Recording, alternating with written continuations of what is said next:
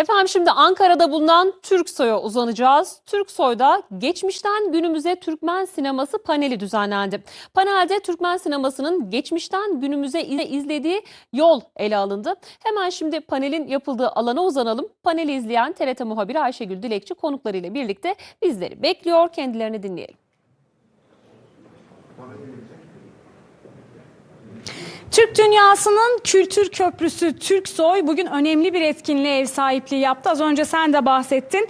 Burada Türkmen sineması paneli düzenlendi. Çünkü Türkmen sinemasının 100. yılı. Çok değerli konuklar vardı Türkmenistan'dan gelen. Enine boyuna bu panelde Türkmen sinemasının geçmişten günümüze kadar geldiği tarihçesi de ele alındı. Çeşitli gösteriler de aktarıldı. Şimdi bizler konuklarımızla beraber hem Türk dünyasındaki sinemayı hem de bu özelde Türkmen sinemasını kısaca özetleyeceğiz izleyicilerimize. Konuklarımı sizlere tanıtacak olursam Korkut Ata Türk Dünyası Film Festivali kurucusu Nazif Tunç ve Salih Bey ile beraberiz. Salih Bayramov da Oğuzhan Türkmen Film Birliği Başkan Yardımcısı. Efendim hoş geldiniz yayınımıza. Hoş bulduk, merhaba. Sizlerle birlikte aslında bizler Korkut Ata Film Festivali ile beraber 2021 yılından bu zamana kadar biraz daha Türk dünyasının sinemasını tanımlamaya çalışıyoruz. Evet. Bu özelde neler aktarırsınız? Evet, şimdi bizim ne yazık ki yönümüz batıya dönük bir haldeydi. Korkut Ata Türk Dünyası Film Festivali ile 2021'den itibaren yönümüzü sinemada Türk dünyasına, Türkistan'a çevirdik.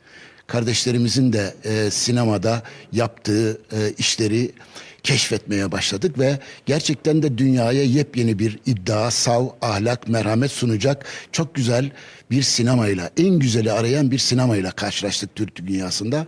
Türkmen filmde böyle filmlerin üretildiği bir sinema oldu.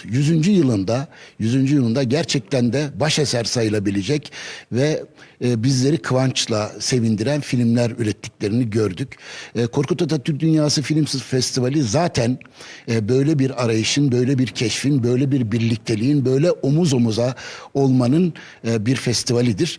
Türk dünyasının dünyaya sinema yoluyla söyleyeceği o kadar çok şey var ki, ahlak konusunda, adalet konusunda, barış konusunda, insan konusunda, özellikle paylaşım konusunda Türk'ün kendine özgü fedakarlıklarını perdeyle anlatacak. Bu yüzden de Kazak sineması, Özbek sineması, Kırgız sineması, Türk sineması, Türkmen sineması çok önemli. Türkmen sinemasının neredeyse ürettikleri bizim için çok kıymetli. Festival direktörümüz İhsan Kabil ve danışmanımız İsrafil Kurayla ile birlikte bu çifte bayrama birlikte geldik. Ne mutlu efendim Türk Sinema Birliği'ne. Çok teşekkür ediyoruz efendim. Kısaca Türk dünyası sinemasını bizlere özetlediğiniz için. Sizler de Türkmenistan'dan geldiniz. Öncelikle Türkiye'ye, ardından da TRT Avaz ekranlarına hoş geldiniz diyorum. Hoş bulduk. Çok teşekkür ederiz. Bugün Türksoy'da, bu Türkiye'nin Ankara şehrinde düzenlenen Türksoy'da Türkmen Sinema Gülleri, Türkmenistan Sinema Paneli gerçekleşti. Şu anda değerli konuklarımız var. Korkut Ata Film Festivali Yönetim Kurulu Başkanları, bir de Yankı Turan Film Festivali'nin bir de profesörler, bir de sinemacılar bugün panelimize katıldılar. Çok güzel geçti panelimiz. Türkmenistan'dan besteci filmini, kompozitör filmi, bir de At Murat filmleri bugün bu Ankara şehrinin sinemalarında gösterilecek. Türkmenistan sinema bunların aynı hepimiz bugün bir nece tarihi, kültürü beraber paylaşıyoruz. Ben bir şey söylemek istiyorum. Şu fırsattan faydalanıp Türkmenistan'ın sinemasının 100 yıllık dönemi bugün Türkiye'de kutlanıyor. Türkmenistan'da Türk sinema gülleri hem geçiriliyor. Bir söyleyecek adım TRT Avaz'ın çok işbirliğimiz çok sıcak gidiyor. TRT Avaz'ın bir nece çalışmalarıyla beraber Türkmenistan'ın güzel atları vardı, bir film çekildi. Ondan sonra da yeniden TRT Avaz tarafından Mahtumulu Fıragi'nin 300 yıllığı bilen bağlanacaklı Mahtumulu Fıragi dokumental belgesel film çekildi. Bir de bu bizim çok güzel yeni şehrimiz. Bizim Türkmen halkının milli lideri Gurbanguly Berdimuhamedov tarafından inşa edilen Bizim bu arkada şehrimiz var. O şehir ilgili TRT Avaz çok güzel belgesel film yaptı. Bu filmlerde bizim Türkmenistan'da etkinlik geçirdik. Şöyle etkinliklerde de yani TRT Avaz'ın yani hazırlan yani TRT'nin hazırlan filmleri yani arkada film olsun bir de yani Türkmen atlarıyla olsun ya da bağımsızlıkla bağlantılı filmlerimiz gösterildi. Bugün şu panelde çok güzel çıkışlar yaptılar bizim bir neçe ustadlarımız, haripalarımız, ustadlarımız.